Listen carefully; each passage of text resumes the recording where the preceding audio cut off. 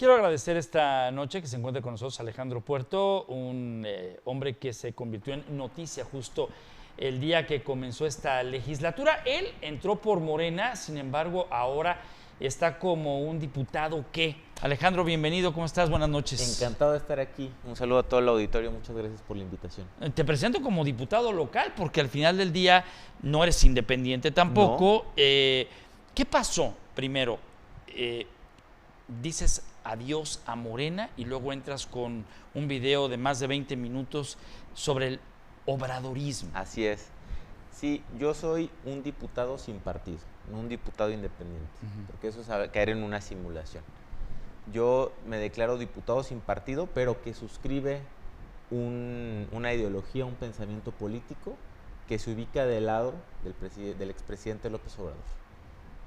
Y lanzo una convocatoria a la gente de Jalisco a organizar el obradorismo aquí en el estado, que considero, y la gente me dará la razón, que es mucho más grande que Morena.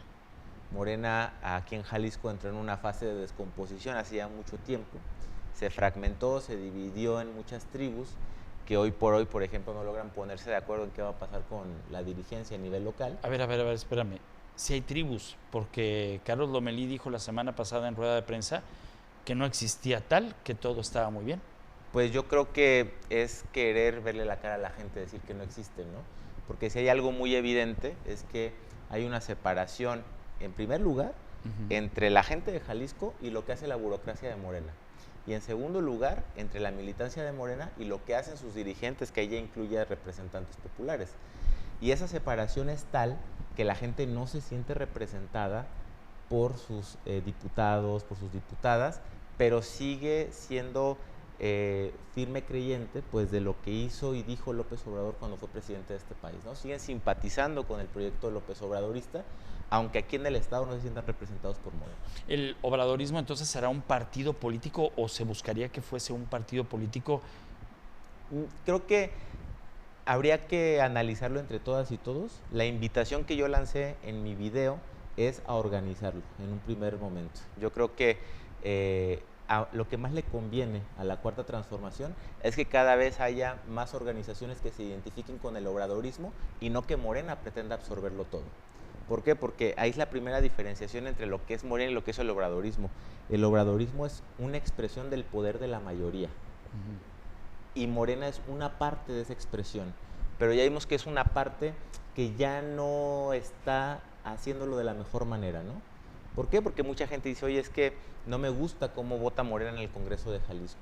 No me gusta cómo gobiernan en los municipios los representantes de Morena. No me gusta que muchos candidatos, candidatas vengan de otros partidos. Yo quisiera que hubiera una representación más fiel del proyecto al que nos invitó López Obrador, ¿no? Y eso es lo que configura y construye al obradorismo, no solo en Jalisco, sino en todo el país, porque existe pues un anhelo de justicia y una convicción de que se puede construir un país de iguales si el pueblo, si la gente se pone de pie. ¿Qué va a pasar con Alejandro Puerto cuando le toque votar una iniciativa en el Congreso del Estado? ¿Estarás en favor de Morena, que es la izquierda, que es la 4T, o buscarás lo que para tu propio conocimiento de la causa signifique? Yo voy a votar alineado con los principios del obradorismo. Dependerá mucho de Morena si se acerca a ellos o permanece en el rol que jugó en las últimas legislaturas, de apostar más por un pragmatismo que terminó por alejar a grandes sectores de la sociedad y por generar un descontento en la propia militancia, ¿no? Si ellos votan en el mismo sentido de respetar estas convicciones y de enaltecerlas y no movernos de ese esquema, entonces seguramente muchas cosas las estaremos votando juntos. Si no es así, pues yo me voy a ir junto con mis convicciones a votar como yo, desde el lado de mi conciencia, crea que es lo necesario, ¿no? Yo tengo una diferencia estratégica muy profunda con lo que ha sido Morena en Jalisco, ¿no? Porque yo aposté, siendo regidor en Zapopan, a una oposición que no tuviera miedo del debate, que no tuviera miedo del conflicto político, porque no es malo, es parte de la democracia, ¿no? Que de repente exista la confrontación política para resolver problemas sociales. Y bueno, yo me anclé mucho en esos principios, en representar a la gente, en hablarles de manera directa, pero también en no fingir que no pasa nada. Y aquí mucho se generó un sentido contrario con Morena Jalisco, ¿no? Ellos pensaban que mientras menos debatieran, mientras menos discutieran y más negociaran, pues mejor les iba. Pero mejor les iba a unos cuantos, no a todos.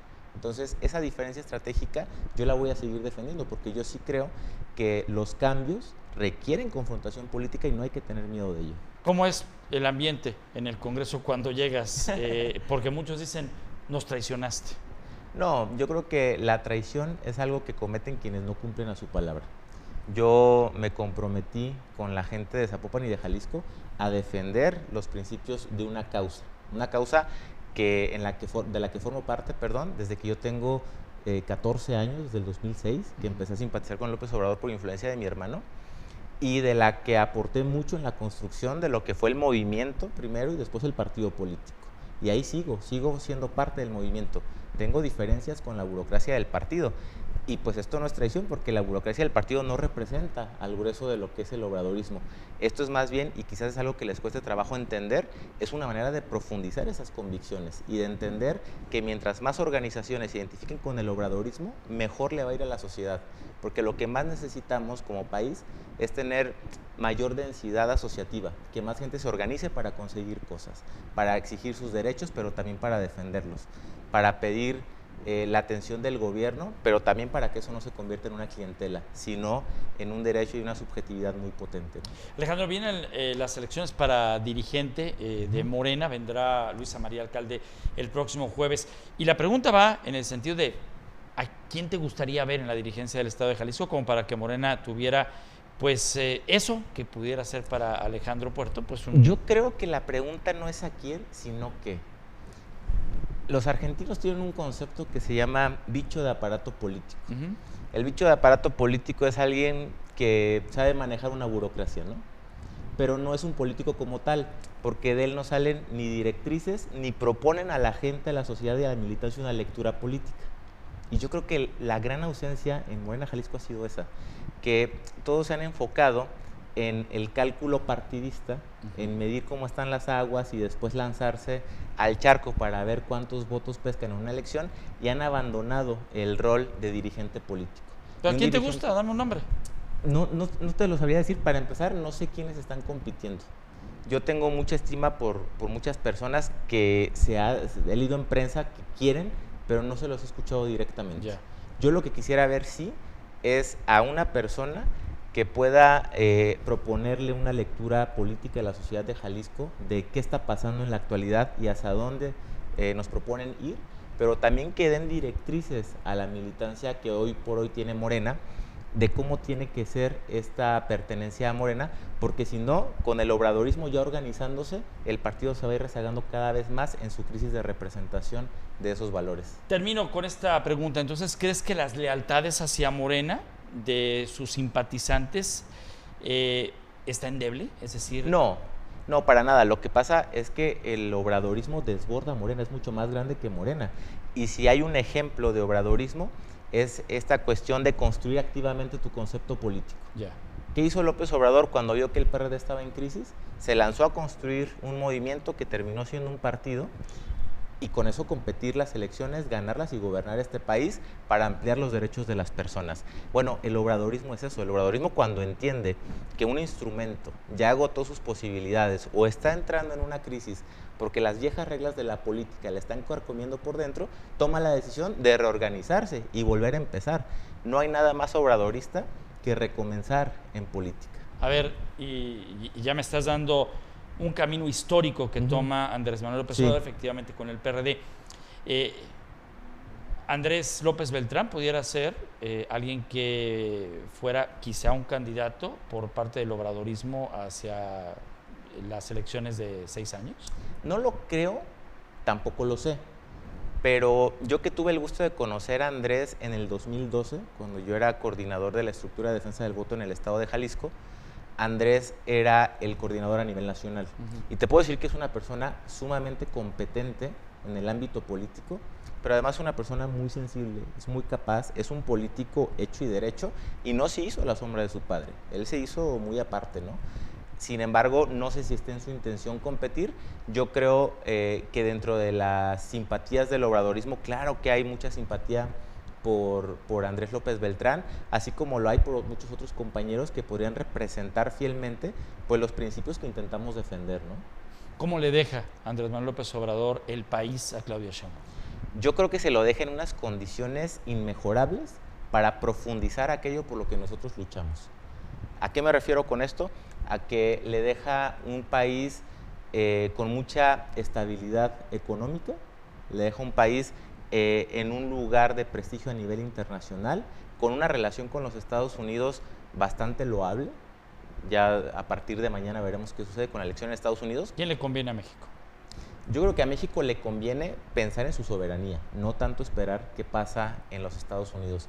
Con quien gane, pues tendremos que trabajar, pero también a quien gane habrá que recordarle que México es un país soberano, que toma sus decisiones entre mexicanos y que nadie, ni siquiera por los vínculos económicos o las cadenas productivas que compartamos o los vínculos culturales que tengamos, nadie nos puede imponer una forma distinta de pensar, ver o hacer las cosas.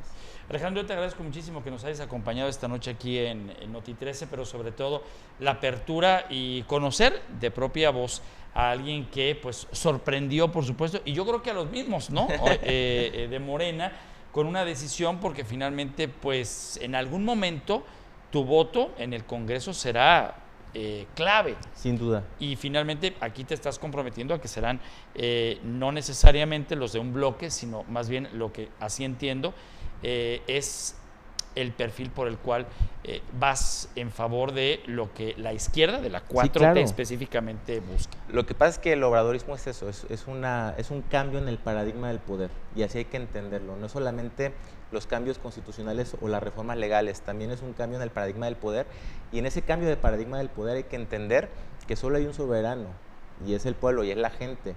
Entonces a quien le demos lealtad es a la gente, es al pueblo.